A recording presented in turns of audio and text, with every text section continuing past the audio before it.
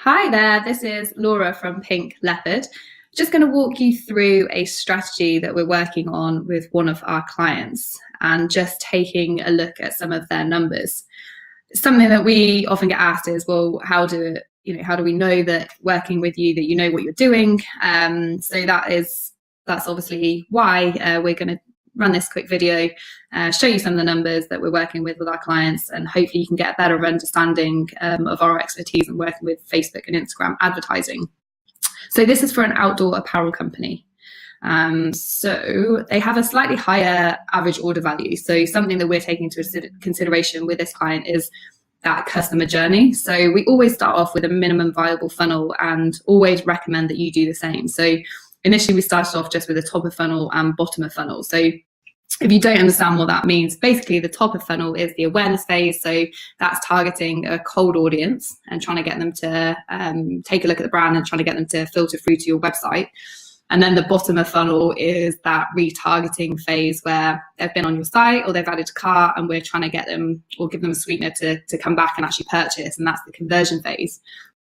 So we've also got a middle of funnel, you'll see that MOF there with this client, because as I've said, it is a higher order value and a longer consideration. So we want as many touch points as we can with this. And we've finally worked out the sweet spot with this client.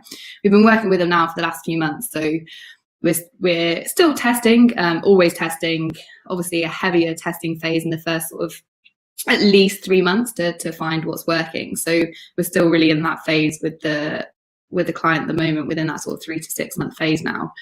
So very quickly, top of funnel, we are just going to click into that so you can see. So with the top of funnel, you want to be testing loads of different audiences. And we, as I said, we never ever stop testing. So you're testing custom audiences, which might be lookalike audiences of your current customers, lookalike of customers of the maximum time spent on your site, lookalike of video views, lookalike of your Instagram and your Facebook engagement. There are so many lookalikes that you can do, and you want to be testing out absolutely all of them. And also testing out interest-based. So as I say, with this apparel company, we're testing out different segments within the website, but we also will test out different ages, we'll test out different interests that are nothing to do with the outdoor apparel, but that our customers, from doing the research, that our customers would be interested in. And we use all of them as different ad sets. And as I said, just test them out to see what gets the best analytics, the best engagement, the best, lowest cost per click and the highest purchases. And then within all of those ad sets, I won't go into the ads for this current account, but we're testing out so many different ads as well with different copy, different creative. We're testing carousels, imagery, video. So you literally, as I said, I can't say it enough that you just need to test. With this client, we actually, the first 2 weeks, we really didn't see that much. We were really trying hard to crack this funnel. They hadn't seen any great results from doing Facebook advertising themselves.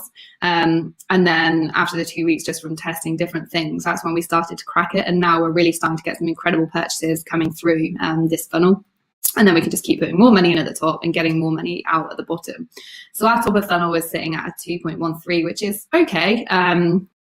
We aim to really break even top of funnel, because it's then when you come into the retargeting that you really start to increase that return on ad spend. So that's absolutely fine, and it is doing well. And as I said, we're still testing with this. So we are constantly, that's our job, is to try and increase that as much as we can. Then we have the middle of funnel, which at the moment we're just retargeting people who've been to our website over the last 180 days and excluding people who've already purchased. And we're getting a 7.29 return on ad spend there, which is really great, a really great result. And then finally, with our bottom of funnel, we are retargeting. We've got version 4 there, as you can see, as we've had many versions of this, because we just weren't seeing as high a return on ad spend as we wanted, and we knew that we could get it. So we've been testing a lot of different versions there, different placements, different copies, DPAs and non-DPAs, but we finally started to found something that is really, really working and producing the results for us. So we're getting a 12 ROAS, which has actually dipped slightly over the last couple of days. So it was, we were seeing a sort of 15, 16, but obviously that does just dip over the course of the week. We start to see at the end of the week, we get a lot more purchases. So that's absolutely fine. Obviously a 4.88 then return on ad spend overall this month, and being completely transparent, that is this month's figures. I'm not trying to manipulate anything here. So for every pound that we've spent, as you can see, we've spent £987 so far. For every pound spent, we're getting a £4.88 return. So this client we're starting to scale up now. So we'll be hitting 15 to 20K return this month for the client, and still seeing a high ROAS. And we're just continuing then to scale up from here up until into the second quarter, the third quarter. We're looking to sort of scale up to 50, 60, 70K a month return, which we're confident we can do because we've set the foundations now with this funnel. So just some tips. I just, as I've already said, and I just can't say it enough, is just keep on testing, and absolutely, you really do need to test everything so that you know what works. And this will come into its own when you've got loads of different audiences, loads of different ads, creatives that work. That's going to help you then really scale up. You need to understand all of the data, not just purchases, but when it comes to the click-through rates, cost per click, CPMs, add to carts. You really need to understand absolutely everything and not just purchases, because again, that's going to help you understand what's working.